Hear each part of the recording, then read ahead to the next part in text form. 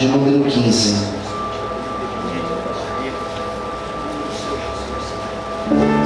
Mateus, capítulo de número 15. Louvado seja o nome do Senhor. Você já encontrou? Quem já encontrou, diga amém. Mateus 15, versículo 21, diz assim: partindo Jesus dali, foi para as partes de Tiro e de Sidom. E eis que uma mulher cananeia, que saíra daquelas cercanias, clamou dizendo: Senhor, filho de Davi, tem misericórdia de mim, que a minha filha está miseravelmente endemoniada. Mas ele não lhe respondeu palavra. Seus discípulos, chegando ao pé dele, rogaram-lhe dizendo: despede-a. Em outras traduções diz que eles disseram: atende ela, Senhor, vem gritando atrás de nós. 24. E ele respondendo disse: eu não fui enviado senão as ovelhas perdidas da casa de Israel. Então chegou ela e adorou, dizendo: Senhor, socorre-me. Ele, porém, respondendo, disse: não é bom pegar o pão dos filhos e deitá-los aos cachorrinhos. Ela disse: sim, Senhor, mas também os cachorrinhos comem das migalhas que caem da mesa dos seus senhores. Então, respondendo Jesus, disse-lhe: ó mulher, grande é a tua fé, seja feito isto para contigo como tu desejas. Desde aquela hora sua filha ficou sã. Amém? Vamos orar? Senhor, fala conosco nesta noite. Revela esta palavra, Senhor, aos nossos corações. Precisamos ouvir tua voz. Abençoe a todos em nome de Jesus. Amém. Queridos, como eu disse hoje cedo no culto, eu nunca tinha pregado essa palavra aqui na igreja. Hoje eu preguei de manhã e essa aqui então é a segunda vez que eu prego essa palavra aqui. Já preguei em outros lugares, em outras ocasiões, mas aqui não. Essa igreja completa 20 anos no próximo ano, mês de abril. E eu tenho certeza, não vou dizer todos, mas a maioria de vocês aqui, nunca ouviram uma pregação nesse texto. A maioria. Não quero generalizar, porque talvez alguém vai falar: eu já ouvi. Pronto, só para quebrar, né? Só para deixar o pastor com a cara no chão. Então eu vou dizer que quase todos. Por quê? Porque não se fala esse texto. Esse texto ele é estranho. Esse texto tem umas falas de Jesus que eu já ouvi pastores, teólogos, tentando passar um pano para Jesus, tentando fazer um advogado de Jesus. Ele não quis dizer bem assim. Não, eu quando leio esse texto, eu leio ele dessa forma aqui, crua. E eu quero tentar explicar para vocês o porquê que Jesus falou dessa forma. Culturalmente, aquela região, a região de Tiro, de Sidom, uma região muito pobre. E era uma região onde era habitado por pessoas idólatras. Era uma região que eles tinham como seus deuses. O primeiro deus que eles adoravam naquela região era Baal. Você já deve ter ouvido falar de Baal, aquela passagem de Elias, os profetas de Baal, lá em Reis, né? Primeiro Reis. Eles adoravam Baal. Em segundo lugar, eles adoravam Azera. Então ela era dessa região. Essa mulher não era judia. O texto de Marcos, capítulo 7, fala que essa mulher era cirofenícia. Ela era grega. E esses aspectos parecem ter um peso. Porque para os judeus daquela época, para a mentalidade daqueles judeus, essa mulher era uma pessoa de segunda categoria. Diz a Bíblia que Jesus vai para aquela região. E quando ele vai para aquela região, essa mulher, ela, apesar disso, ela sabia quem era Jesus. O texto de Mateus, que foi o texto que eu li, fala que ela chama Jesus de filho de Davi. Ela sabia quem era Jesus, sabia da sua genealogia, ou seja, ela sabia que ele vinha da raiz messiânica, raiz de Davi, e ela sabia de tudo isso. Muitos judeus não reconheceram Jesus como filho de Deus, mas ela reconheceu. Seria igual nós falarmos que existem pessoas que não são evangélicas e são mais cristãs do que muitos de nós. E não é verdade isso? Quem concorda, diga amém. Não tem gente que é muito mais gente boa que muitos que são crentes, que carregam a Bíblia? É isso. Diz a Bíblia que quando ela chega para falar com Jesus, Jesus não queria ser visto naquela região. Ele estava entrando numa casa, ele não queria ser incomodado. Isso está citado em Marcos. Mas ela soube e ela foi até Jesus. E aqui eu começo a enxergar, porque ela foi com uma dor muito intensa. A Bíblia não fala a idade dela, não fala se ela tinha outros filhos, se ela era casada, se ela era uma mãe solteira. A Bíblia diz que ela tinha uma filha, terrivelmente possessa. A Bíblia fala miseravelmente possuída por um demônio. E quando toca no filho nosso, irmãos, é a parte mais sensível que nós temos. Quem aqui é pai, quem aqui é mãe, sabe como dói quando algo acontece com o filho nosso, quando eles estão com uma dor. E se alguém humilhar um filho nosso? E se alguém colocar o dedo no filho nosso? É a nossa parte mais sensível. A dor que ela sentia não era dela, era da filha dela. Mas isso era como se fosse nela elevado ao quadrado, porque tocou no que era mais sensível dela, na sua filha. E quando toca num filho nosso, nós não pensamos duas vezes, nós vamos atrás. E foi exatamente o que ela fez. Ela foi até Jesus, e quando ela encontra com Jesus, ela falou: filho de Davi.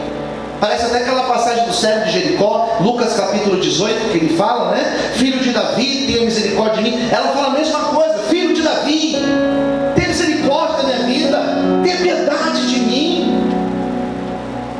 Minha filha está mal, está terrivelmente possessa, miseravelmente possessa por um demônio.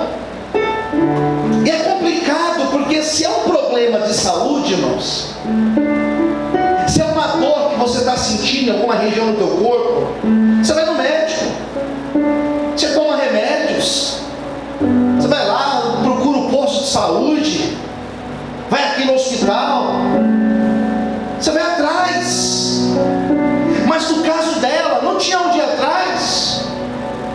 Não tem médico para curar, para libertar pessoas.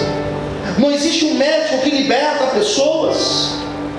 Não existe um médico que pode curar alguém que está possesso por um demônio. Não tem remédio em nenhum posto de saúde, em nenhuma farmácia. Não tem um remédio que você pode ir lá pegar para tomar e a pessoa se liberta de demônio. Não existe. Ela precisava de Deus na vida dela. Quem entendeu, diga amém. E ela não tinha para onde ir. Ela foi buscar em Jesus. Desespero.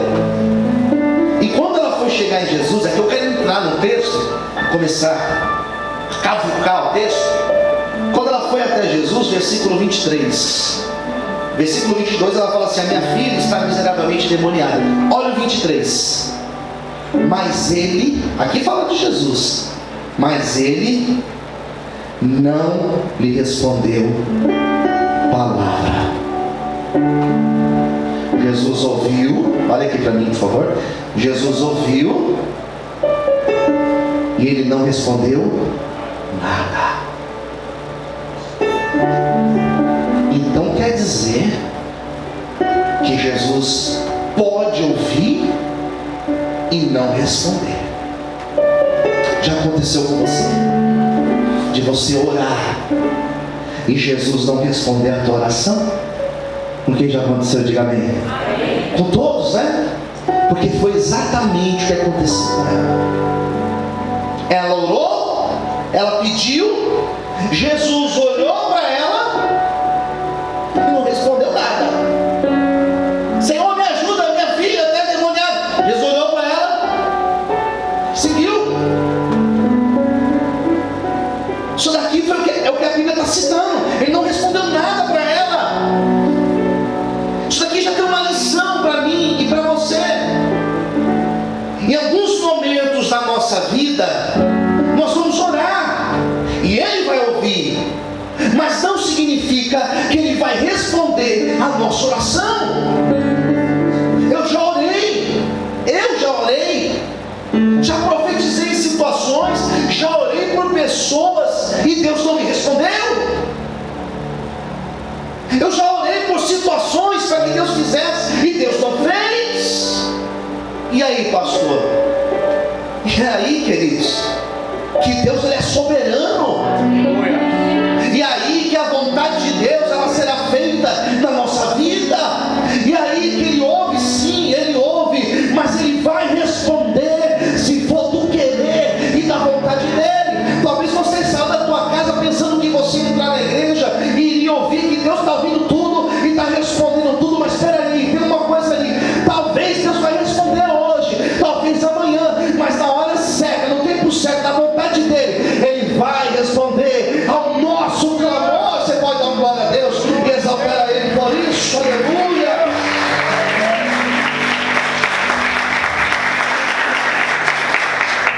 E ela começa a falar e os discípulos falam assim: Senhor, vai lá, esconde ela, Senhor. Está gritando, está fazendo escândalo, né? E Jesus falou assim, a resposta de Jesus, irmãos, 24. Jesus respondeu o seguinte: eu não fui enviado às ovelhas, eu não fui enviado senão as ovelhas perdidas da casa de Israel. Vou te explicar. O discípulo falou assim: Senhor, vai lá, responde ela. Jesus falou assim: eu não vim para os gregos, eu vim para atender os filhos de Israel. Sabe como se chama isso? Em outras palavras, isso aqui se chama preconceito. Pastor, mas Jesus fez isso? Fez isso. Foi essa a resposta que Jesus deu para ela. Essa mulher, para que você pudesse entender, vou dar um exemplo para vocês. Se fosse nos dias de hoje, ela seria de uma outra religião. Vamos supor que ela seria da Umbanda, do Candomblé, e lésbica, homossexual. E alguém ouvisse e ia dizer assim: Jesus não veio para os homossexuais e nem para os macumbeiros, ele veio para os crentes. Seria isso. Quando Jesus deu essa resposta para ela, talvez, se fosse eu, talvez se fosse você, iria ouvir aquilo, ia dar as costas e ir embora. Porque ele falou: eu não vou responder a oração dela, porque eu não vim para atender gregos, eu vim para atender judeus. Talvez nós aqui iríamos embora. Mas olha a lição que ela deu para a gente. Vou explicar. Olha a lição que ela deu quando ela ouviu isso. Ah, é? Você não veio para... Versículo 25. Então chegou ela, ou seja, ela chegou mais perto de Jesus, e ela adorou Jesus e falou: socorre-me, Senhor. chegou mais perto de Jesus. Jesus falou que não ia responder. Ela chegou mais perto dele. Não ficou revoltada. Não ficou marrenta. Ela chegou mais perto de Jesus. Ela se colocou de joelhos e ela adorou Jesus. Senhor, socorre-me, Senhor. Glória a Deus. Tem um louvor que nós cantamos aqui na igreja. Te louvarei, Senhor, e não importam as circunstâncias, eu adorarei somente a Ti, Jesus. É mais ou menos isso que ela fez. Eu preciso de Ti, Senhor. Eu não tenho para onde ir, Senhor. Me ajuda, Senhor. Entra com socorro na minha vida. Talvez alguns de nós teríamos ido embora, talvez alguns de nós teríamos desistido de pedir, mas ela caiu de joelhos e ela adorou ao Senhor. A tua adoração vai abrir o céu sobre a tua vida. A tua adoração vai atrair o favor de Deus para a tua história. A tua adoração vai tocar no coração de Deus, e tem algo bom que será feito na tua vida através da tua adoração, diz o Senhor para ti nessa noite. Aleluia! Glória a Deus! Você tem coragem de adorar o Senhor se a porta fechar? Você tem coragem de adorar o Senhor se o Senhor não atender a tua oração hoje? Você tem coragem de adorar o Senhor se Deus não tirar a dor que você está sentindo? Você tem coragem de continuar adorando a Deus se tudo der certo ou se tudo der errado? Se Deus fizer, Ele é Deus, mas se não fizer, Ele continua sendo Deus. Será que nós estamos nessa fé? Posso ouvir um amém? E ela adora o Senhor. Ela fala: Senhor, me socorre. Senhor, socorro, Senhor. É minha filha, Senhor. Daí, quando você acha que você já chegou no fundo do poço, você descobre que tem um buraco mais embaixo. Quando você acha que está ruim, você descobre que pode ficar pior. Nada é tão ruim que não possa ficar pior. Só um ditado verdadeiro. Ah, tá tão difícil para mim, de repente o gás acaba, fica mais difícil ainda. Eu lembro no ano de 2020, nós estamos em 22, né? Eu lembro que em 2020, final do ano, eu ajoelhei aqui na igreja, falei: Senhor, que ano difícil, Senhor. Meu Deus, misericórdia. Ô Senhor, que 2021 seja melhor que esse ano. Esse ano foi muito difícil, muito duro.